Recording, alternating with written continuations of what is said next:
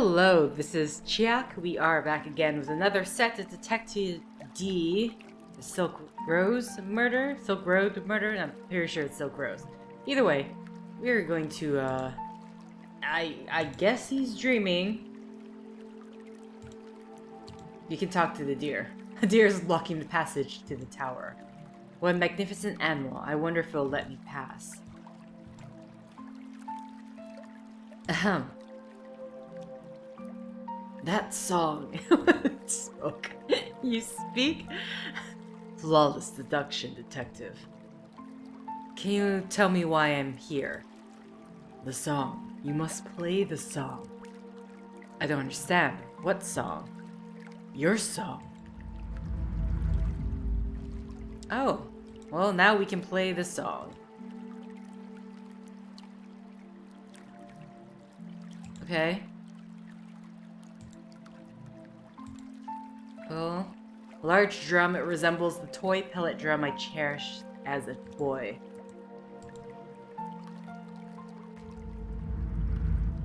Okay, I was wondering, I'm like, what? What's this supposed to be? These are, Bagua symbols. This is the yin-yang symbol. Using my hand on the drum only produces a faint, distinct sound. Oh, really? We're... okay. I gotta take it out of my inventory.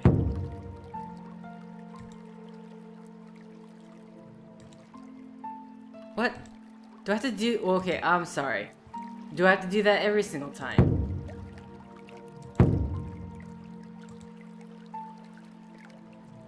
How am I supposed to be determining this? Okay. So I think every single time you make a mistake or something. There's like every number of tries. What? Oh my god.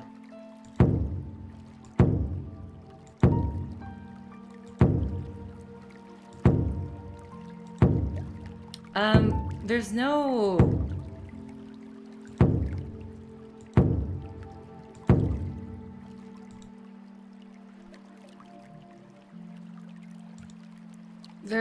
oh, whoa. No, resume. There has to be something else to let me know what song I'm supposed to be playing, otherwise... like, this is too much of a guessing game? Oh my god, there's writing on this. It's a single drumstick with strange markings along its staff. Okay, here we go. And here's what's gonna happen. I'm gonna take a picture of this, because there's no way I'm gonna have to keep referring back to the text. Referring back to the drumstick while I'm holding it. Which will get very annoying very quickly.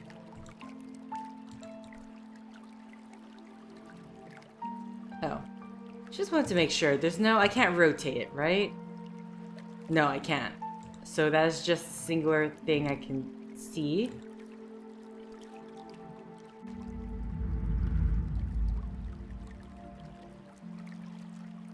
So I'm trying to determine... so the first one I clicked, I'm assuming it is top to bottom. So the first one I click is this one. Then it shows 3 solid lines. There we go. Okay, I got it. Then a singular solid line in the middle and 2 hatches. No? Oh. Was it this? Wait, what?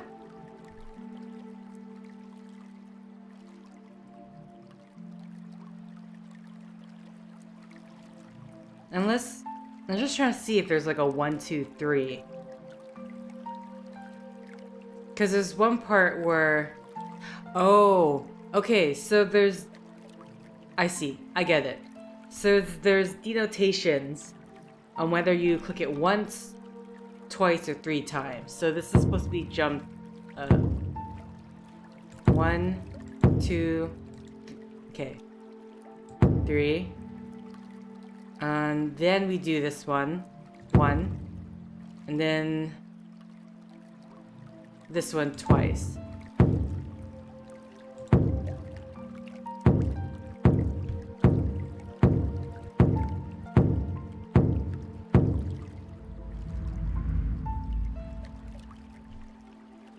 Okay, I played the song, Dear, Would You Let Me Up? What fine tune you play, de Renjie. You know me. It is you that the drum calls. Your song breaks the silence. Who are you? In this place, names are unimportant, except your own. What am I doing here? You are needed. The moment has come for you to show your true self. But time is fading. The wolf is on the move. Calamity is upon the flower and the flesh, the gold and the gate. What calamity? Who is in danger? What can I do? Cross the threshold and protect the lost ones. Break the wolf's spell and save the remaining roses. Now go, speak no more. Go, before it's too late. Climb the tower and save her.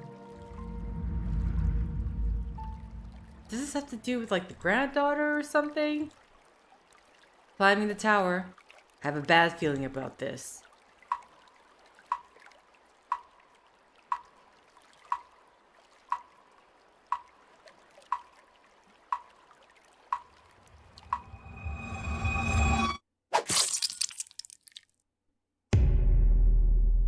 So I led them towards her? The same dream again. No matter how many times I run up that tower, bloodshed is all that ever comes from it. And what of the talking deer who seems to speak in riddles? Was he speaking riddles? I must not dwell on that now. My new assignment awaits.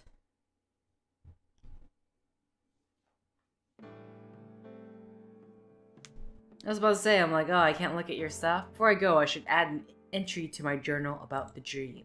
How many journal entries do you got? Okay. Just want to see. Late spring, 689. I solved my first major case in Peng Lai.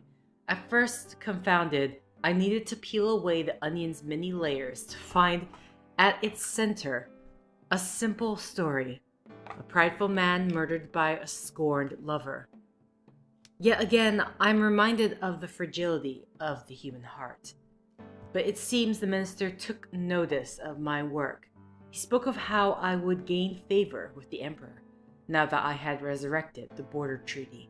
He even spoke of greatness in me. A silly notion, I thought. I had only done my job, and perhaps, had I done it better, Sun Ying would still be alive. She remains in my thoughts, ever mysterious. Midsummer, 689. The emperor is dead. It is the saddest of days. News from the capital arrived this morning. A mysterious illness said to be caused by lingering health issues took hold and never let go. Now, with the outcome of the Korean treaty on hold, his legacy will surely suffer.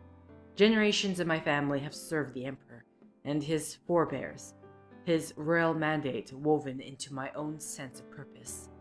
It is a time of deep reflection, a time of mourning. Late summer, 689. I have begun having a very peculiar recurring dream. In it, I find myself on a small boat gliding across the water, as if pulled by an invisible force. It eventually brings me to a tiny island populated only by a strange talking deer, and a shadowy figure standing atop a great temple. But just as I managed to convince the creature to allow me passage, up the tower, I sense a grave danger looming over me. What happens next is unclear, but one thing is certain. No matter how hard I try, I fail to overcome the sinister threat. Late winter, 690. The late emperor's still grieving wife, consort Wu, has now broken with tradition and proclaimed herself the empress and rightful ruler of China. There are rumors of her brutal tactics reverberating across the imperial echo chambers, stories of ruthless reprisals, and a secret police force used to silence her opposition. Well, what am I to believe? Was her rise to power illegitimate, or are these aspirations nothing more than exaggerated hearsay spread by envious detractors? No doubt, a woman reigning over the empire for the first time will vex the establishment, but the Imperial Court must survive this turmoil. We must come together for the good of the realm. Early spring, 690. 10 months have passed since the Korean ambassador's murder. 8 have gone by since the death of Emperor Gao Dong, and another 2 have elapsed since Wu Zetian rose to power.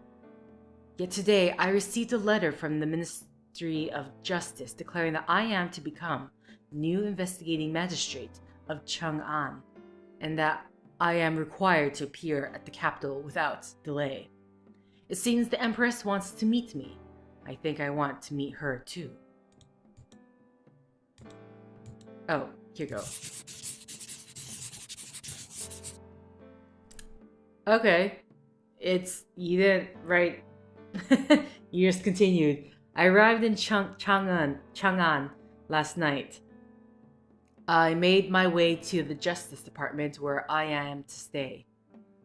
A young lieutenant showed me to my new living quarters, but my first night here is marred by the same cryptic dream. I wake with a sense of dread and restlessness. I feel I can ignore it no longer, but what can I do? Okay. Rewrote in it. Is there anything I can look at? Can I look at the pretty jade horse? My lucky jade horse. It was a gift from my father. I take it with me wherever I go. Most of my belongings are in that travel trunk. I didn't have much time to pack my things, but the essentials are in there. The capital city of Chang'an. I am fond of the time I spent here during my imperial examinations. Father served here as an imperial counselor for some years, but despite all that, the city never quite felt like home. A promotion as the magistrate of such an important region will come with a lot of responsibility. I hope I can live up to my father's good name.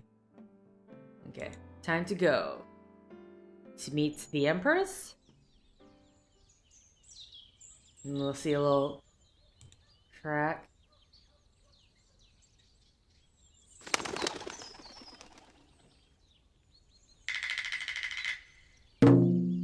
Chang'an, Tang Dynasty, China. Okay. So it's like I have a look at everything before we go in. A rather frail-looking plant to place by itself in such a large courtyard.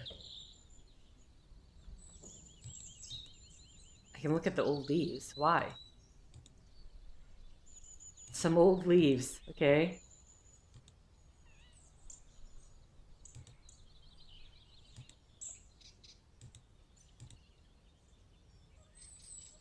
A sturdy-looking hammer. I may have use for this. It looks like some repairs are being done to the roof. Also, that someone can climb up. Excuse me. Someone could climb up easily onto that roof.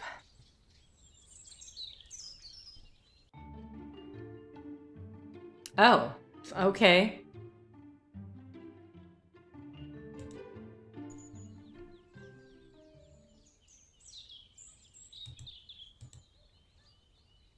The Justice Department.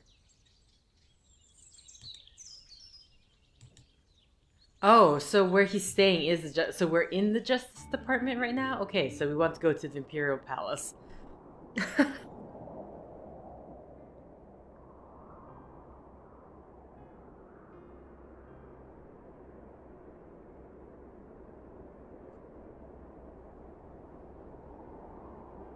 Okay, that is the silhouette of the Empress that was in the dream. Anyway, we found and captured the rebels responsible for the attack on the royal temple. Good. By attacking the sacred temple, they are trying to undermine the symbol of my heavenly mandate. No quarter is to be given to these agitators. Do you think General Zhang may have something to do with the recent disturbances? Zhang is a hard-line traditionalist, whose opposition against me is as clear as a stake in a barren field. But I know how to catch snakes like him. Where is Renjie? He's here, Your Majesty, awaiting in the antechamber. Are you sure he can be trusted? That is what I intend to find out. Bring him in.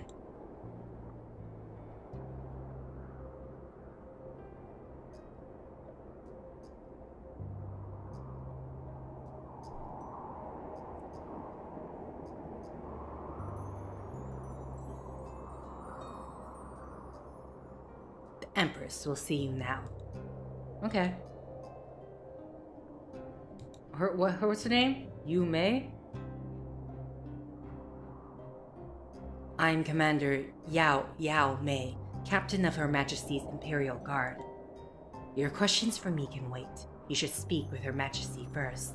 Okay, respect the Empress.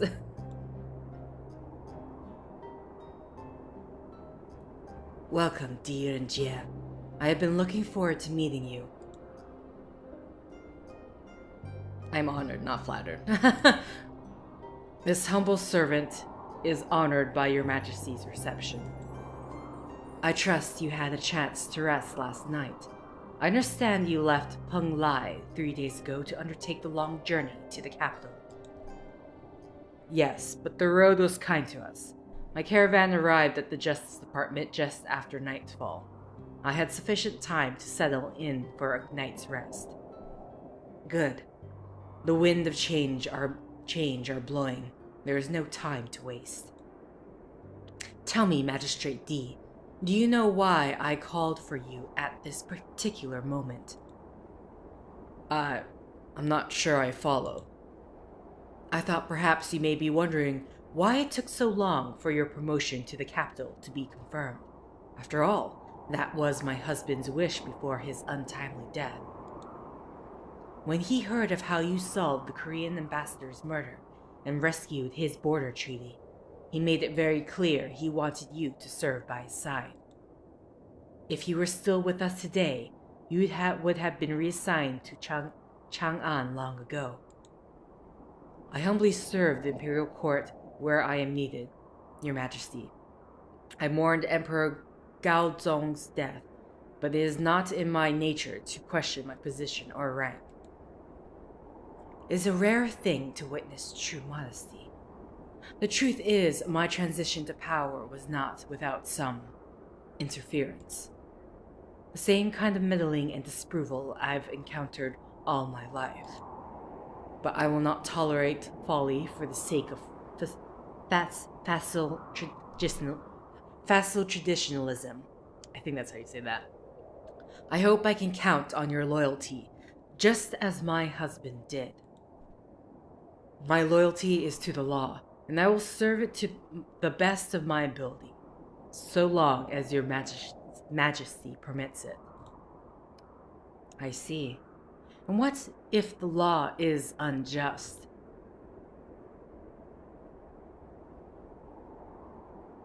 Unjust men create unjust law. The law does not stand still. The law does not stand still, and neither should we. Injustice must be confronted head-on. Indeed, men can be fools misguided by power and greed. Such vipers are around every corner. In fact, the man that you are replacing A man whose name deserves no mention in these hallowed halls was such an offender. A horrid man who routinely abused his power. His worst sin of all was that of incompetence. But enough about the past.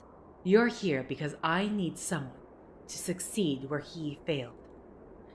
Renjie, I hereby name you the new investigating magistrate of Chang'an. What say you? It will be my privilege to serve the people of Chang'an in the name of the Dragon Throne. Then it is done. Rise now as my chief agent of justice. You are now the guardian of Chang'an, the jewel of China, finest city in the world. But I'm afraid not all is right in our shining capital. I fear a sickness of doubt and fear is spreading across our streets and homes. The hearts and minds of men are fragile. As the first woman to hold the mandate of heaven, I cannot allow my reign to be crippled by this infection. I must show the naysayers that I can be as strong as any man, even if I must rule with an iron fist. This sickness must be stamped out. Law and order must be swift and unyielding.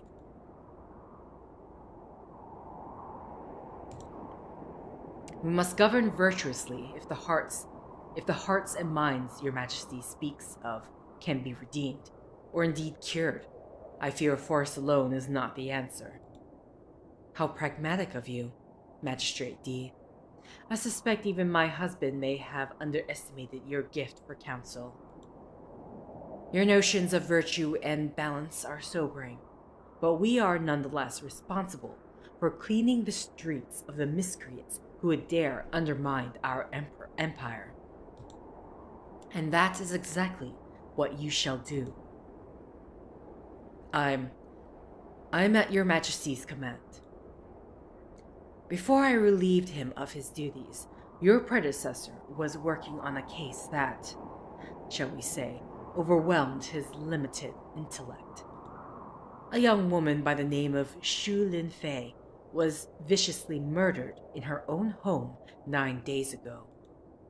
A short inquiry ended with the poor woman's blind father detained and charged for the crime. But I sense a grave injustice is being done. Your immediate task is to reopen this investigation and find out the truth behind this heinous crime. And if what you discover should exonerate her father, I would like you to report back to me directly. Yes, of course. Your first lieutenant at the Justice Department can appraise you of further details. You may ask me any questions you like. I wish to offer my condolences for the passing of Emperor Gao Zong. Although I never had the privilege of meeting him, I was an admirer of his reforms. Your sentiment is appreciated, Magistrate D. My husband was indeed a great man. He led our country onto the world stage, and now it is up to us to fulfill that destiny. Now is the time to look to the future. Does your majesty have a special interest in this case? Surely only weeks after your enthronement ceremony, police matters are the least of your concerns. On the contrary, there is no greater threat to the empire than the spread of fear and hatred from within. Without law and order, this house of cards is but a tremor away from crumbling. Whatever the cost, I will see to it that those seeking to disturb the peace, shall never find any of their own. Okay, wow. What can you tell me about the victim? Xu Linfei met a horrible end. At first strangled to death, her misery did not stop there. What? After taking her life, the murderer... Oh, no. The murderer went to mutilate her, carving out her heart and taking it from her lifeless body. I ask you, what manner of barbarism is that? Such hatred would suggest the killer may have known the victim. Perhaps someone close, someone seeking revenge. Whatever the motive, I want to see this wretched killer captured and punished for what he has done. I will not stand for such depravity. Okay. The whole of the country watches my every move. I will not have my mandate tarnished by deviant. What can you tell me about the accused? Your predecessor believed that the victim's father, Shu Dan, came to resent his daughter for abandoning him for several years. She eventually returned, but by then his heart had soured and filled with hate, igniting this violent outburst. But your Majesty does not believe this theory? Not for a second. Setting aside the fact that the father is an old blind man, only a fool could theorize that a woman so obviously devoted to her father could deserve such retribution. Even during all those years away from his side, she made sure to send money for his care. Besides, your predecessor would have sooner forced a square peg into a round hole than do any real police work. Okay. I've told you everything I know. As for what is still unknown, I expect you to uncover it and return the favor. You may speak to Commander Yao if you need any additional assistance. She is my most trusted officer. Thank you, Your Majesty.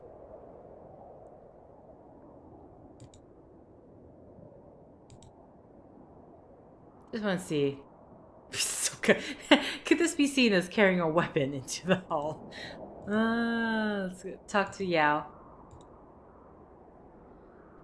I didn't get a chance to introduce myself before. My name is Renjie. I know who you are. Yes, of course. You must be head of Her Majesty's security force. I'm no mere security personnel.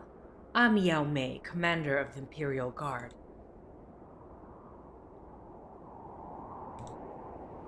I assure you, I meant no offense. I see in your posture, you carry yourself with the poise of a highly skilled martial artist. I dabbled in the martial arts myself when I was young, though I discovered early that I had no gift for it.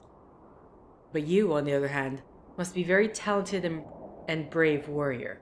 Why else would the Empress put you in charge of her personal safety?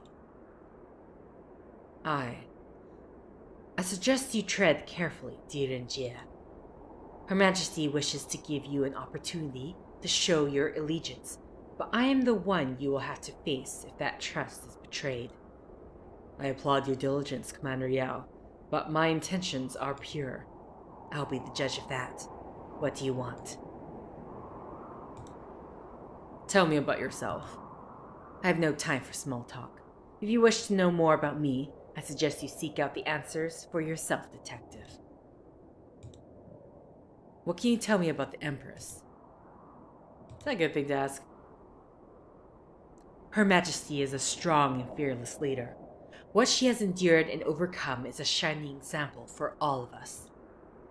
But I would think a detective of your stature could easily detect such qualities. Do you know anything about the Shu Linfei case? Only that the man who did it deserves to die 1,000 deaths. The man? You believe the father is guilty? No, that's not what I said. I simply meant that I've never known a woman capable of such brutality. Have you? No, I can't say that I have. There's been female serial killers, so there's quite brutal brutality. Listen carefully, dear Renjie. I do not trust you. I have no reason to trust you. I do not know you, and from my perspective, nor does the Empress. What you do from this moment forward will signal to me whether you truly are a trustworthy ally or an adversary to be dealt with. Your fierce loyalty is commendable, Commander Yao. With time, I do hope I can gain your trust. Okay. So, back to the Justice Department, where we should be able to get more info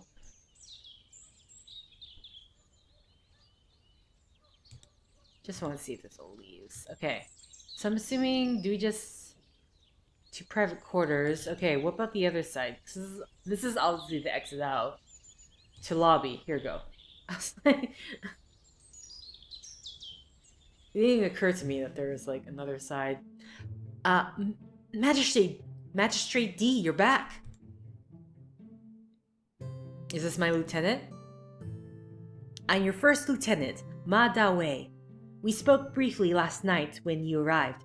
I take it you just returned from your visit with the empress. How did it go? Meetings like that make me so nervous. I just start babbling, you know? One moment I'm all quiet and the next I'm going on and on about heaven knows what. I'm doing it right now, aren't I? I'll shut up now, sir. You don't have to be nervous around me, Ma. Yeah, well, you know, let's be... I think it'll be natural. I was indeed a bit nervous in Her Majesty's presence, but the meeting was productive. It seems we have a lot of work ahead of us. Certainly. I'm here to help in any way I can. Good. Let's begin with Xu Linfei. I need to know all the details and see the evidence collected so far. Yes, of course. I was hoping we could get another crack at that case, but I'm afraid there isn't much to look at, sir. Everything we have is inside that evidence box. I've laid it out on the desk behind me. It's a shame, really, but Magistrate Liu, he wasn't one for paperwork. Liu? Do you mean Liu Zilin? He was the previous magistrate. That's right, sir. You know him? Yes, he was a classmate during my time at the Imperial Academy. Sadly, he was the kind of person who enjoyed preying on the less privileged, a bully through and through. But owing to his father's position as a powerful minister, Zilin's misconduct was routinely ignored. Or still, he was even granted a few shortcuts along the way. But that was many years ago. I haven't seen him since then. I hate to speak out of turn, but I feel I must.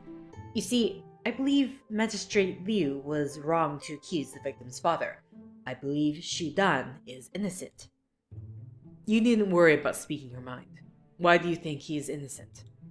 Well, it's the way she was killed. It almost seems wicked. Like an evil soul out for blood. Even from my limited contact with him, I just don't think Xu Dan is capable of that. In that case, you'll be relieved to hear that the Empress herself has requested that we reopen the investigation. Really? That's great news, sir. Say the word and I am at your disposal. Whatever you need. Okay, well, since you're going to be my I was about to say apprentice, but apprentice is really not the right word. This guy already has his own position. My partner, I guess. Tell me about yourself, Lieutenant Ma. Everyone calls me Lucky Ma around here, sir. The nickname stuck after I won a few card games with the fellows around the office. In any case, I have been at this station for 2 years now. Before that, I was a police constable in my hometown of Shanwei, in Liangnan province. For most of my life, I lived in a small fishing village. So when my transfer request was approved and I was promoted to work here in the capital, it was a dream come true. Your family must have been proud. Yes, my parents were very happy. And my wife, you should have seen her, sir. When I told her we would be living in Chang'an, she nearly shattered my eardrums from sheer excitement. Okay. Tell me about the Justice Department. Of course, sir. This Justice Department is the beating heart of all law and order in Chang'an. Since the Empress' enthronement, we have officers patrolling the city at all times. Even the night watchmen report to us. This compound itself serves many purposes, but the East Wing, where we currently are, is home to an investigative branch. Directly behind you is the way towards the lockup, and behind me is a hallway that leads to the morgue. Oh, I almost forgot. I hope you found your private quarters to your liking. I asked my wife to help me make it as cozy as possible for you. I'm terrible at that kind of thing. Indeed, the room is quite lovely. Please say thank you to your wife for me. Okay, well, now that the pleasantries are out of the way, let's talk about the crime. Tell me more about the crime. Of course. What would you like to know? Oh, okay. The victim, Xu Fei. What can you tell me about her? We know that she was 21 years old, but not much else. She was a complete loner, had no ties to anyone or anything except her father. Even her neighbors knew nothing about her, save for the fact that she kept to herself. Did her father have anything to add?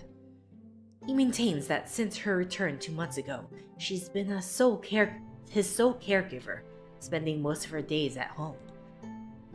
He also said that several times a week she would visit temples here in the city. That gave me the idea to visit a few of them to ask about her. But the monks who remembered her all said the same thing. She would pray for hours at a time, often mumbling words that no one else could hear or understand. You said she returned 2 months ago. Where was she before that? All we know is that for 5 years she worked as a maidservant for a wealthy family living outside the city. During that time, she sent money back to her father through a messenger, but she never visited him herself. We're holding him in the lockup if you'd like to interrogate him. Can you tell me about the victim's father, Xu Dan? Xu Dan served in the military Imperial Army for many years until his wife died in a fire. That same incident cost him his eyesight, but despite that, he managed to take care of his young daughter for many years. But as he grew older and weaker, he became the one who needed care. Why did Liu accuse him? Magistrate Liu believed that Xu Dan felt betrayed when his daughter went away.